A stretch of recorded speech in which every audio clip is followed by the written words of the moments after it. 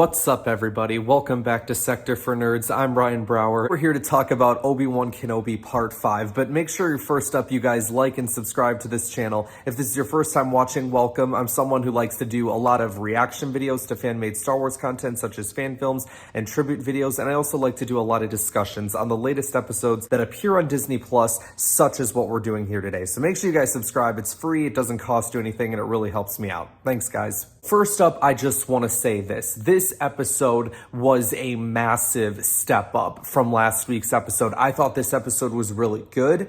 I haven't decided yet if it's my favorite episode of the series, but it is definitely one of my favorite episodes of the series so far, and I thought it was really good. However, what that does not change is the lack of thought that is being put into the writing of this show that continues off of the last episode and the episodes that have come before. Regardless of how good the episode was, it is inexcusable. The whole idea behind this episode is they would use this flashback between Obi-Wan and Anakin, and it was Obi-Wan and Anakin from Attack of the Clones, which, by the way, it's about freaking time that we see Hayden Christensen on screen. I cannot believe that it took them 5 episodes to do this. And before everybody, I swear, before everybody in my comments goes, oh, but Ryan, he was in episode 3. I do not count scenes that last about all of 2 seconds, okay? So yes, this was the first time that we get to see him on screen appropriately. And it was amazing. I loved it. The flashback was great, and it was something that lasted throughout the entire episode. But what was cool about this was that it was informing the story of what was going on in the current time that we're in. Obi-Wan talking about how Anakin is overconfident, his need to boast and to show off and whatnot, right? And then to demonstrate his power. And that's sort of what ends up happening in the end here, and it's what causes Obi-Wan to get away. They announced in this episode that Reva was going to become the Grand Inquisitor, and I wrote in my notes, I'm done. I'm so sick of the lack of respect for the actual Grand Inquisitor. I'm done with it. Now, little did I know what was going to come later. It still doesn't excuse him being stabbed by Reva, though. Obi-Wan and Leia are on this planet, and Obi-Wan, we end up running into the guy from Eternals. We saw him in the second episode, helping Obi-Wan and Leia escape. We see a whole mess of lightsabers in this space, which definitely proves that there's been Jedi that have come through there. But the question is where did they all go? Did they die? Did they go into hiding? What happened? I loved the idea of Obi-Wan stepping up as a leader in this episode, sort of reverting back to the Clone Wars side of him, right? Because he was a Jedi general in that era.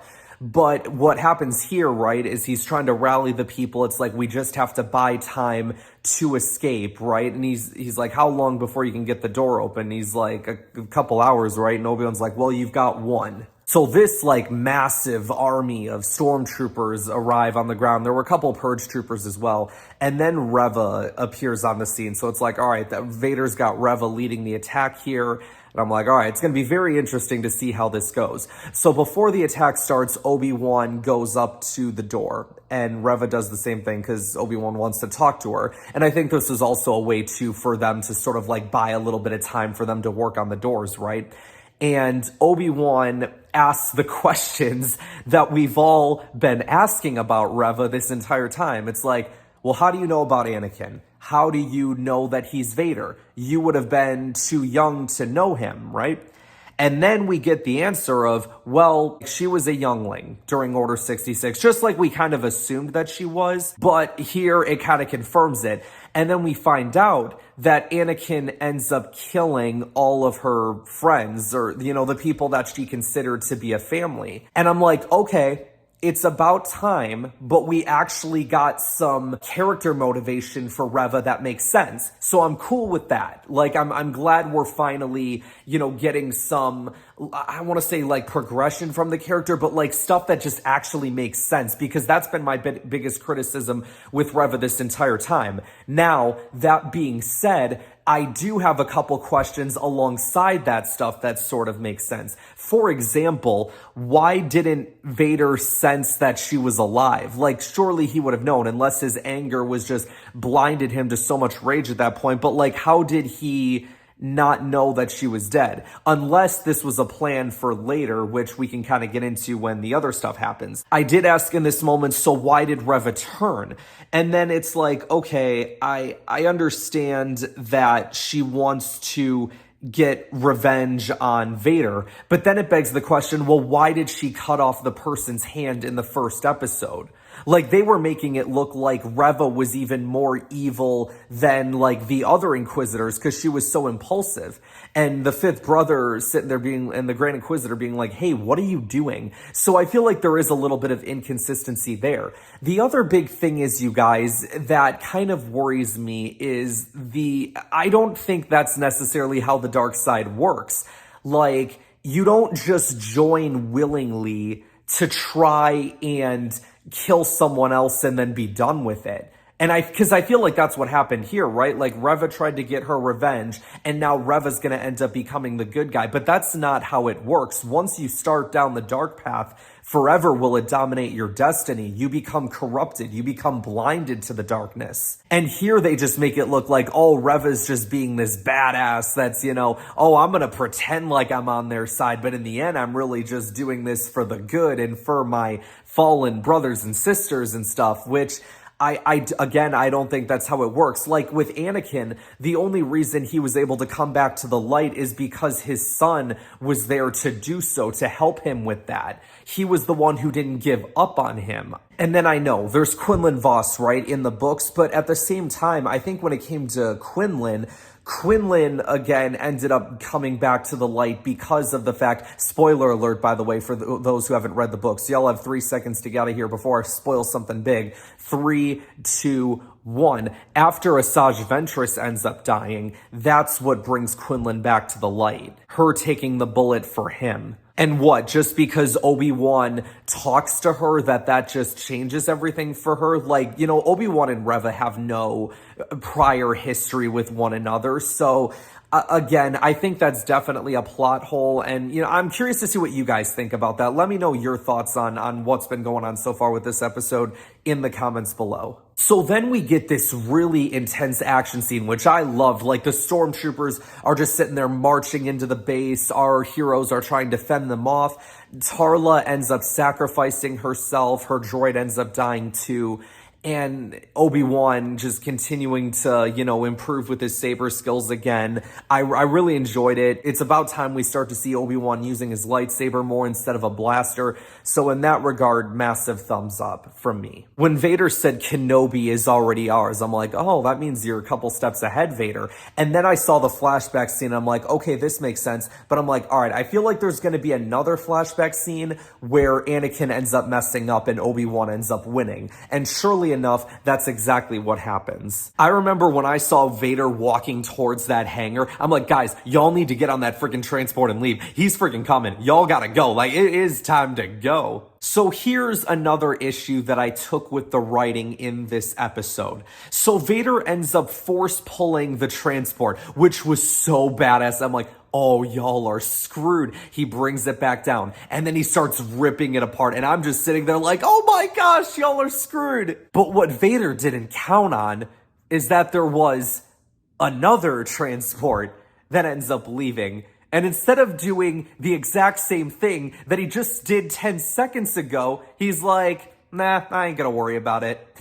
Just like with the fire. Listen, I was trying to give him the benefit of the doubt in the fire, but then he gets all upset in the 4th episode about, them escaping. So it's like, okay, well, come on now. Like, where's the consistency here? Just put out a fire. Why didn't he do the same thing there? He just force pulled a ship down from the air and then another one escapes. It's just like, come on, writing team. Like, put a little more thought and effort into it. I tell you what, you guys, after I watched that episode and I went back and watched that same scene again, I'm like, this just does not make any sense. And I sat there thinking about like, well, okay, so what could I do? Because I'm clearly not the one in these writing rooms, right? And it's like, okay, like I'm a fan of Star Wars, but like maybe they know better than I do. So I'm like, let me sit here and think of an alternative solution to what they could have done just to see, right? And it took me all of about 10 seconds to go, well, how come Reva couldn't have just taken her saber and tried to attack Vader then and then Vader could have blocked it, and that's what causes the second ship to escape, is because Vader becomes distracted with Reva instead of just sitting there going, oh, well, I guess I'm just going to stand here as this second ship escapes. Literally, all it took me was 10-15 seconds to come up with that. If the writing team would just put a little more thought and a little more effort into what they were doing, this would be an A+ show. Another thing I was also thinking about last night is this is the difference between the Book of Boba Fett and the Kenobi series. The difference between it is the Book of Boba Fett, I didn't really necessarily care about the story too much, but the writing made sense and everything was consistent to what they were doing. So like, everything in that regard made sense. Like, even though, everybody complains about, oh, well, why was Boba Fett like this? It's like, well, okay, this is the direction they decided to take Boba Fett's character, and everything that they did with it absolutely 100% made sense, except now that I'm thinking about it, the part where Boba kills Bane. But apart from that, everything was great. In the Kenobi series, I love the story that they're telling, but there have been so many plot holes in these episodes that don't make any sense that it's like, okay, it's a bunch of -1s, right? Like, in hindsight, some of these plot holes may not be a big deal, but the -1s add up. And when they add up, it results in a lot of minus points, which is not good. Reva attempts to kill Vader, and Vader was a freaking badass in this scene. He keeps, like, blocking her attacks, and it's not even with his lightsaber, he's just using the Force, pushing her that way, pulling her that way, making sure the saber doesn't touch him and stuff, and then he eventually grabs the saber, takes it, snaps it in half, and then gives her one half of it to fight him with. Vader still continues to be a badass, and eventually he ends up stabbing Reva. And then hear ye, the true Grand Inquisitor makes his return. Another writing plot hole that I have in this episode. Why does everybody keep getting stabbed and surviving? It doesn't make any sense. Are lightsabers now just useless? Again, Qui-Gon Jinn gets stabbed in the first episode called The Phantom Menace, and he dies. And now in this show, we have seen not one, but 2 people get stabbed, and both of them are still alive. And then it also begs the question, why didn't Vader just, finish her off? He had no problem snapping the neck of a child in episode 3 of this show. Clearly he knew what it was that she was planning. And maybe even all along as well, because he called her a youngling. And he still doesn't kill her? Come on now. So then the end of the episode, the hyperdrive isn't working, and Reva ends up finding out about Bail Organa, which I don't even think we talked about that. That was an interesting scene as well. Before the battle started, like the calm before the storm, Bail ends up contacting Obi-Wan, leaving him a message being like, I haven't heard from you. It's like, if I don't hear from you by this time, then I'll go to Tatooine myself to protect the boy, which I thought was pretty cool of Bail, right? Because he's sitting there like, okay, things could have gone massively south, right? Like, if Leia ends up dying, or if Vader finds out about the children, Bail's got to go to Tatooine to get Luke out of there and find a way to protect him. And then they also showed Luke as well, which I'm like, it's about freaking time. Because I'm just sitting there thinking like, okay, I feel like this was supposed to be a show about Obi-Wan and Luke. Not that I've had any issues with what they've done with Leia, because I've loved what they've done with Leia so far. But it's just like the lack of Luke in this show. It feels like Jon Favreau and Dave Filoni are the only ones who care about Luke. Everyone else in Lucasfilm apparently doesn't seem to give a shit about him, considering how terribly he was written in The Last Jedi, considering he hasn't been a big factor in this show. It's kind of obvious. Yeah, you guys, I mean, overall, I thought this was a really good episode. I loved all the battle scenes with our heroes and the stormtroopers. I love the stuff with Vader and Reva. I will admit, this is the first episode where I'm like, okay, you've gained like the base level of sympathy for me when it comes to Reva.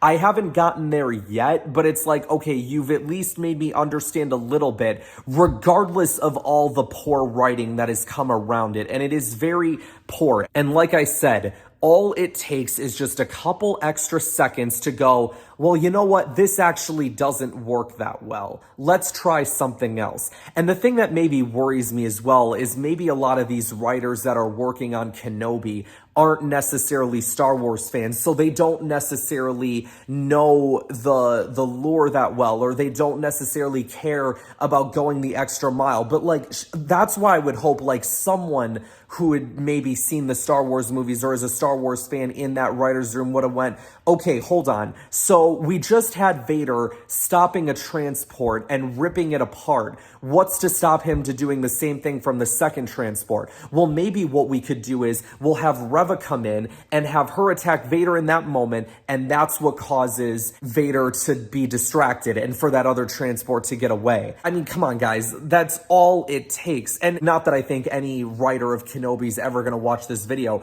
but I encourage anyone from that writing team to come onto my channel and in my comments or whatever and try to explain to me how their writing there was justified, because I don't believe it was. But I'm also open for debate. I don't think the writing in this series has been that good. It's like, just stop stabbing people that you plan on not killing. It's like, come on now. Overall, a much better episode than what we got last week, and a definite step up in the show, especially compared to what we got in last week's episode. And I cannot wait for the finale, you guys. I think we're going to be getting Obi-Wan and Vader having their duel in the next episode. I have a feeling that Reva's still going to be involved somehow. I don't know, maybe she'll go to a mod parlor or something lame like that. Especially if she now knows that there's a kid on Tatooine, right? She can go to Tatooine, she could just see like, oh, here's a mod parlor. I'll go there and get healed up. Alright, you guys, that's going to wrap us up for today. Make sure you guys like this video, subscribe to the channel if you haven't already, share this video around to help support the channel, and I will see you guys next time. Like a panther. Yes?